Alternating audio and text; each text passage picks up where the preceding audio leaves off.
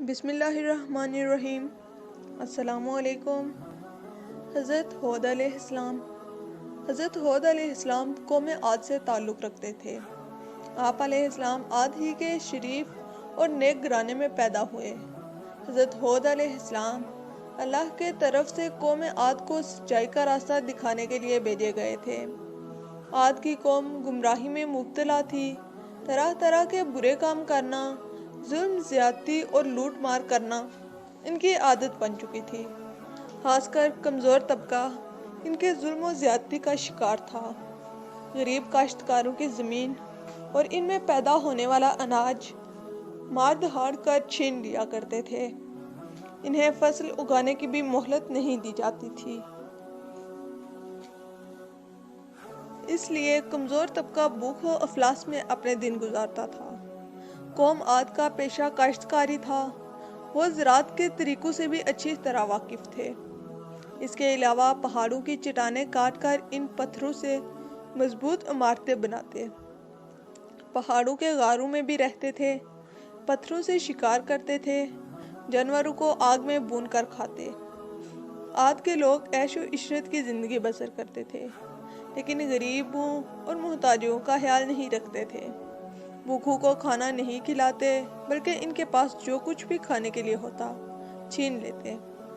جو لوگ اللہ کو بھول کر پتھروں کو پوجتے ہیں، ان کے دل رحم سے خالی ہوتے ہیں۔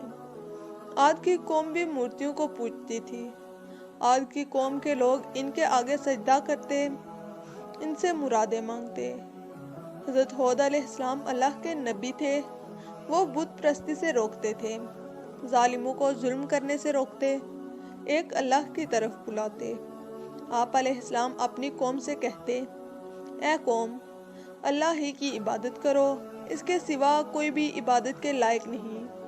وہی ایک ذات ہے جس کی عبادت کرنی چاہیے، جس نے زمین، آسمان، شجر اور حجر کو پیدا کیا۔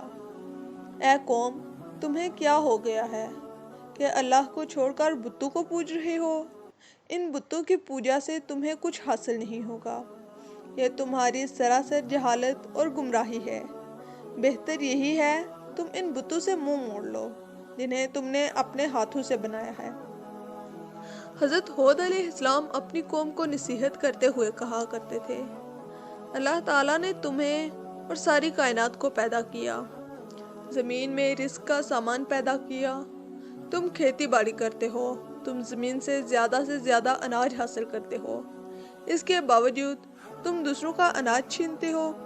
بلکہ تمہیں تو چاہیے تھا کہ اپنے اناج میں سے محتاجوں اور غریبوں کا حصہ نکالتے، بھوکوں کو کھانا کھلاتے تاکہ وہ بھی تمہاری طرح زندہ رہ سکیں، لیکن تم ایسا نہیں کرتے۔ جو کچھ اللہ نے تمہیں دیا ہے اس کا شکر بجا لاؤ۔ اس کا طریقہ یہ ہے کہ جس کے پاس اناج نہیں ہے تم انہیں کھانے پینے کا سامان دو۔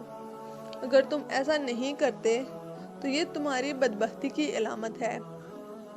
حضرت ہود علیہ السلام کی نصیحتیں سن کر لوگ جواب دیتے، ہم سے کیا چاہتے ہو؟ ہم جو کچھ کرتے ہیں ہماری اپنی مرضی ہے۔ ہم اپنی محنت سے اناج پیدا کرتے ہیں، ہم کسی بھوکے کو کیوں کھلائیں؟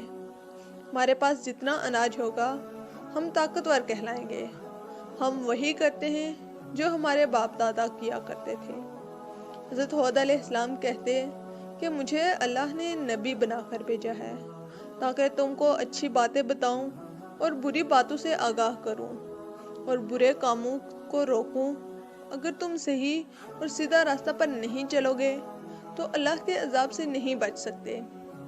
حضرت ہود علیہ السلام بار بار اپنی قوم کو نصیحت کرتے رہے۔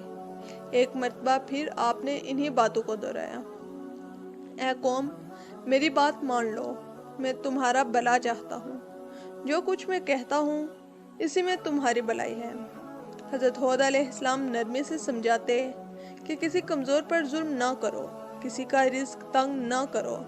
انہیں پیار سے سمجھاتے کہ اے قوم، میں تمہارا بھائی ہوں اور دوست ہوں، میں تم سے کچھ نہیں مانگتا، میں جو کچھ کرتا ہوں اس کا صلہ مجھے اللہ دے گا۔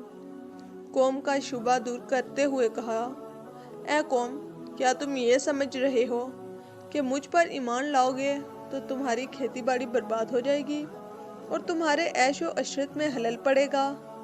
ऐसा कभी न सोचो। अगर तुम बुतों की पूजा छोड़ दो और मुझ पर ईमान लाओ तो अल्लाह ताला तुम्हारे माल और दौलत में बरकत देगा, तुम्हें कुव्वत अता करेगा। आप अलैहिस्सलाम ने अगले ज़माने की बातें याद दिलाते हुए कहा, ए कौम, क्या अल्लाह ने गुमराहों को हिदायत देने के लिए हज़रत नूह अलैहिस्सलाम को नबी बनाकर नहीं भेजा था? इस कौम ने अल्लाह की बातों का इनकार किया तो किस तरह अल्लाह के अजाब ने इन्हें पकड़ा था। फिर तुम मेरे नबी होने का क्यों इनकार करते हो? आप अलैहिस्सलाम ने बुतों के बारे में फरमाया, ये बुत जिसे तुम अपना माबूद समझते हो, ये ना किसी के साथ भलाई कर सकते हैं, न ये तुम्हें नुकसान पहुंचा सकते हैं, बल्कि तुम खुद अपना नुकसान कर रहे हो। आप अलैहिस्सलाम ने इन्हें आगाह करते हुए कहा, ए कौम, तुम्हारे झूठे मबूदों पर ना मैं ईमान लाऊंगा ना इनसे डरूंगा। मेरा भरोसा अल्लाह पर है जो तुम्हारा और हमारा परवरदिगार है। कौम आद के लोग बराबर नसीहतें सुनते लेकिन कोई तवज्जो नहीं देते। एक कान से सुनते तो दूसरे कान से उड़ा देते। एक रोज़ कौम आद के लोगों ने हज़रत हूद अलैहिस्सलाम से पूछा कि तुम बार बार नबी होने का दावा करते हो, तो इसकी तुम्हारे पास क्या दलील है? हमें दलील दिखाओ, हम देखना और सुनना चाहते हैं। बगैर दलील देखे हम अपने मबूदों को नहीं छोड़ेंगे। और ये भी बताओ कि जिस अजाब की बात करके हमें डरा रहे हो, वो अजाब कब आने वाला है? हज़रत हूद अलैहिस्सलाम ने जवाब दिया कि तुम मुझसे सवाल करते हो कि अजाब कब आने वाला है, ये तो अल्लाह ही बेहतर जानता है।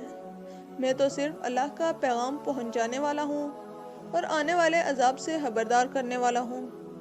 इन तमाम कोशिशों के बावजूद गुमराह कौम राह रास्त पर न आई।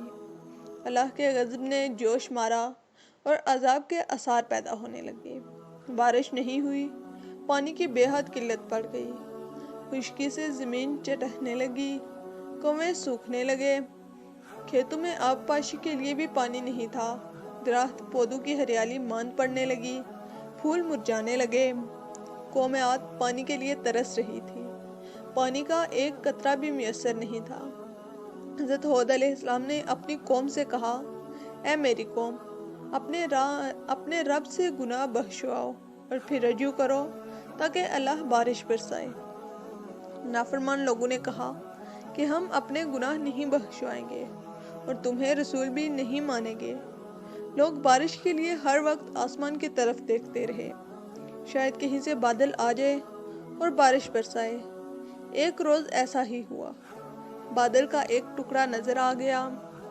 लोग ये देखकर खुश होने लगे कि अब बारिश होगी। हज़रत हूद अलैहिस्सलाम ने फरमाया, जो तुम देख रहे हो ये बरसने वाला बादल नहीं है, ये बादल नहीं है बल्कि अजाब की अलामत है। जिस अजाब की मैं खबर देता था इसका वक्त आ पहुंचा है। जो कुछ मुझे कहना था वो कह चुका। जो लोग हज़रत हूद अलैहिस्सलाम पर ईमान ला चुके थे, इनके बारे में हज़रत हूद अलैहिस्सलाम से अल्लाह ताला ने फरमाया कि जो लोग ईमान लाए हैं इनको अपने साथ लेकर किसी महफूज मुकाम की तरफ चले जाओ।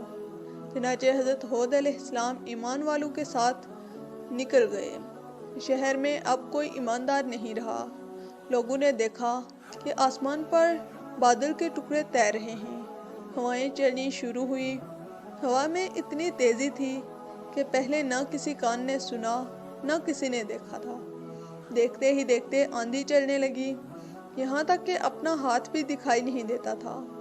हर तरफ मिट्टी और धूल उड़ रही थी।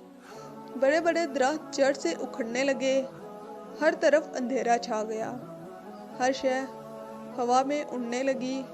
आदमी भी नहीं ठहर सकता था, ना बैठ सकता था। हवा के ज़ोर से बड़ी बड़ी मजबूत इमारतें भी गिर गई। हर तरफ चीहो पुकार की आवाज़ें हवाओं के शोर में दब कर रह गई। कौम आद को अपने मजबूत मकानों पर बड़ा नाज था।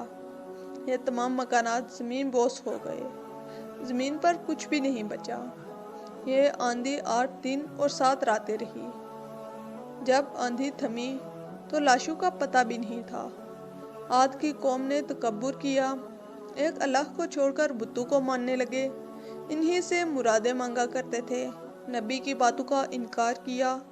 जब अजाब के दिन करीब आने लगे तो अल्लाह ने नेक लोगों को बचा लिया, गुमराहों को इबरतनाक सज़ा मिली। आद की कौम का सिर्फ किताबों में जिक्र पाया जाता है। तबाहशुदा शहर के खंडरात आज भी दर्स इबरत देने के लिए ज़मीन पर देखे जा सकते हैं। हज़रत हूद अलैहिस्सलाम का मकबरा हज़रत मौत में मुसलका से 90 मील शुमाल की जानब है। इसके चारों तरफ खंडरात और कुतबे कसरत से बिखरे पड़े हैं। लोग हर साल रजब के महीने में इस मकबरे की ज़ियारत करते हैं। वस्सलाम, खुदा हाफिज़।